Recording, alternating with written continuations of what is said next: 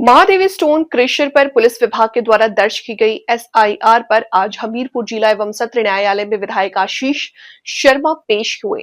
आशीष शर्मा ने एफआईआर पर सवाल उठाते हुए कहा कि प्रदेश सरकार विभिन्न विभागों में उनको और उनके परिवार को प्रताड़ित करने का काम किया है और इन केसों का मुख्य कारण है उनके द्वारा मुख्यमंत्री सरकार के खिलाफ उठाए जा रहे प्रश्न।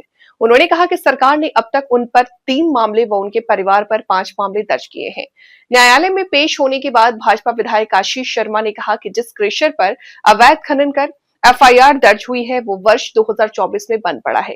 पुलिस ने 2022-23 के रिकॉर्ड पर मामला दर्ज किया है। उन्होंने सवाल उठाते हुए कहा कि पुलिस बताए कि क्या अब जीएसटी तथा इनकम टैक्स सहित अन्य मामलों की जांच भी पुलिस ने करना शुरू कर दी है। उन्होंने कहा कि उक्त मामले में माइनिंग विभाग अगर उनसे पूछताछ करता है तो उसका जवाब जरूर देते, मगर केवल प्रताड़ित करने के लिए पुलिस के द्वारा ये मामला शुरू किया गया है, जिसमें उन पर लगभग 36,60,000 की धोखाधड़ी का आरोप लगाया गया है। विधायक आशीष शर्मा ने कहा कि प्रदेश सरकार व मुख्यमंत्री के खिलाफ विधानसभा के बाहर उनके द्वारा उठाए जा रहे सवालों के खिलाफ उन पर ये कार्रवाई की जा रही है, लेकिन वो इन मामलों से डरने वाले नहीं है और जनहित में आगे भी मामले उठाए जाएंगे। ये तीसरा मुकदमा दर्ज किया इन्होंने और परिवार के ऊपर लगभग 4-5 मुकदमे जो हैं वो दर्ज किए गए हैं, लेकिन सारे के सारे न्यायालय में हैं और मुझे पूर्ण विश्वास है न्यायपालिका पे कि दूध का दूध और पानी का पानी होगा और आने वाले समय में जल्द ही ये चीजें सारी उजागर की जाएंगी। ये ना जो करना ये सोचे दबेंगे तो हम दबने वाले नहीं है। हमीरपुर की जनता साथ है और उन्होंने उपचुनाव में भी मोहर लगा के अपना आशीर्वाद दिया है और आगे भी ये लड़ाई जारी रहेगी। देखिए, क्योंकि मामला अदालत में है और मैं इस विषय में ज्यादा बोलना नहीं चाहूंगा, लेकिन फिर भी क्योंकि अखबारों के माध्यम से और जो मुकदमा दर्ज किया गया सुजानपुर थाना में, तो उसमें मेरे पर एफआईआर दर्ज की गई और उसमें जो इन्होंने कहा कि मैंने करीब 36 लाख रुपया राजकीय कोष को जो है वो घाटा पहुंचाया है और फ्रॉड किया है और डॉक्यूमेंट्स के साथ हेराफेरी की गई है। पहली बात तो ये है कि वो क्रशर 2024 से बंद है और 2022-23 का मामला पुलिस विभाग ने ये निकाला है। पहले तो मैं पुलिस विभाग से पूछना चाहूंगा कि क्या पुलिस विभाग जीएसटी के मामले भी खंगालेगा? क्या पुलिस विभाग इनकम टैक्स के मामले भी खंगालेगा? जबकि सुप्रीम कोर्ट की गाइडलाइन है कि जिस विभाग के अंडर ये चीजें हैं वही विभाग उसकी छानबीन करता है।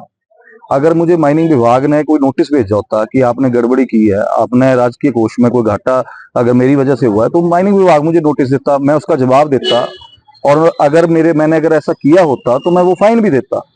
लेकिन केवल और केवल राजनीतिक मंशा से आज सरकार और सरकार के नुमाइंदे इतने गिर गए हैं कि इनको मुझे लगता है मेरे सिवाय कोई नहीं दिखता है कि किस तरह से इसकी छवि को धूमिल किया जाए, किस तरह से इसके परिवार को तंग किया जाए और इसमें ये दिन रात इसी काम में लगे हुए हैं। ये मुकदमे भी इसलिए किए जा रहे हैं क्योंकि हम सरकार के विरुद्ध बुलंद आवाज रखते हैं और सरकार की जो नाकामियां हैं उनको जनता के बीच में रखते हैं। ये मुकदमे इसलिए किए जा रहे हैं क्योंकि मैंने विधानसभा के अंदर मुख्यमंत्री के भ्रष्टाचार के मामले हमेशा उजागर किए, चाहे वो उन्होंने जमीन के चाहे 2 लाख रुपए की जमीन 6.5 करोड़ में बेची एचआरटीसी का, उसके ऊपर सरकार ने कोई जवाब देना उचित नहीं समझा। मैंने कहा कि जो 50,000 की जमीन है उसको 18 लाख रुपए उन्होंने आईपीएच विभाग से लिए, जो कि पहली बार इतिहास में हुआ कि मुख्यमंत्री ने खुद अपने खाते में 4 लाख रुपए लिए और अपने भाई के खाते में 12 लाख रुपए डाले।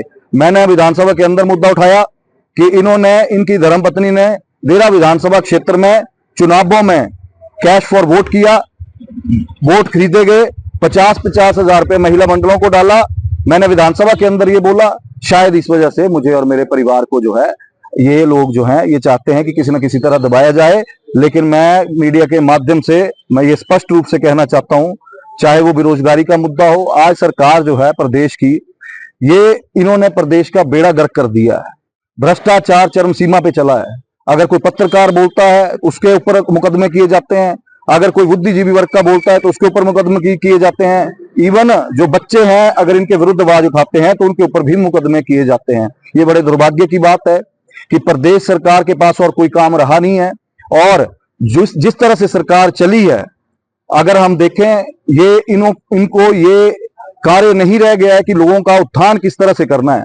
जो 10 गारंटियां ये लोग देके आए थे, आज बेरोजगार जो युवा हैं, हमारे हमीरपुर का ही जो कर्मचारी चयन आयोग जिसका इन्हें राज्य चयन आयोग जिसका नाम बदल के किया है, मैं सरकार से पूछना चाहता हूं कि आप ये बताइए, मुकदमे चलते रहेंगे, हम भी क्षमता रखते हैं मुकदमे झेलने की, लेकिन मैं सरकार से पूछना चाहता हूं कि ये जो राज्य चयन आयोग आपने किया है, यहाँ पे आज दिन तक आपने कितनी भर्तियां की है पिछले 3 वर्षों में?